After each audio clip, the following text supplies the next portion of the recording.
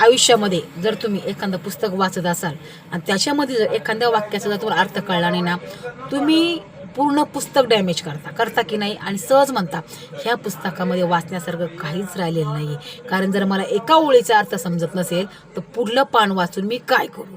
पण तुम्हाला हे कळतं का, तुमच्या माइंडमध्ये हा विचारतो का, ह्या वाक्याचा जर तुम्हाला अर्थ कळत नाही तर पुढल्या पानामध्ये असं काहीतरी विशेष असतं की त्या पानामुळे तुमची जिंदगी बदलून जात असते. बरोबर आहे की नाही. तसंच आपल्या आयुष्यामध्ये आजचं दुःखाचं पान आहे पण उद्याचं पान हे आपलं सुखाचं असणार आहे, हे तुम्ही कधी पण समजून घ्या. पण दुःखाचं पान पलटून आपल्याला सुखाचं पानच वाचायचं आहे. परंतु दुःखाचं पान पलटायची डेअरिंग करणार कोण? डेअरिंग आहे का कुणामध्ये? कारण का तेवढं सोसत बसायचं, मला दुःख आहे, मी टेन्शनमध्ये आहे आणि मी काही करेन बरं का टेन्शनमध्ये, हे वाक्य आपलं ठरलेलं असतं.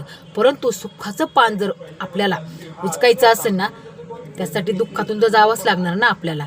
आणि सक्सेस व्हायचं असेल तर हे सगळी परंपरा आणि या सगळ्या रूढी आपल्याला जपल्याच पाहिजेत. कारण की आता सक्सेस होण्यासाठी तुम्हाला इंग्रजी भाषा येणं हे महत्त्वाचं नाही आहे, तुमची जात महत्त्वाची नाही आहे, तुमच्याकडे किंवा तुमच्या वडिलांकडे किती पैसा आहे याला पण व्हॅल्यू नाही आहे आणि भाषेला तर अजिबात व्हॅल्यू नाही आहे. तुम्ही ह्या गैरसमज सोडून टाका की मला जर इंग्रजी आली तरच मी बिझनेस स्टार्टअप करू शकतो. हे सगळं रॉंग आहे.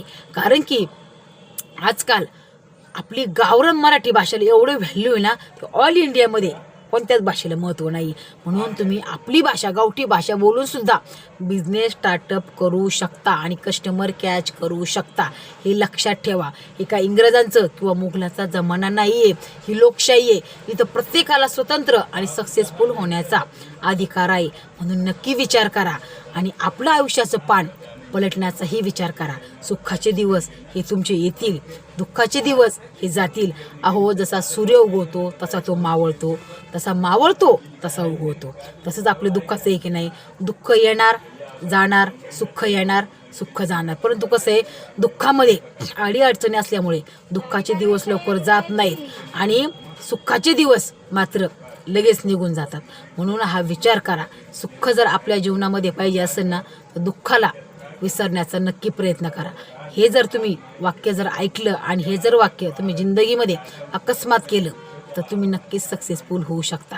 म्हणून सक्सेसफुल व्हायचं असेल ना, स्वतःच्या मनगटावरती सक्सेसफुल व्हा. कारण की आजकालच्या तरुणाईमध्ये मनगटावरती आपण उभे राहू हे वाक्यच ते विसरून गेलेले आहेत. त्यांना वाटतं की दुसऱ्याच्या जीवावरती आम्ही सक्सेस होऊ शकतो, परंतु ते कधीही होणार नाही. स्वतःच्या मनगटामध्ये जर बळ असेल ना, तुम्ही अख्खं जग पण जिंकू शकता.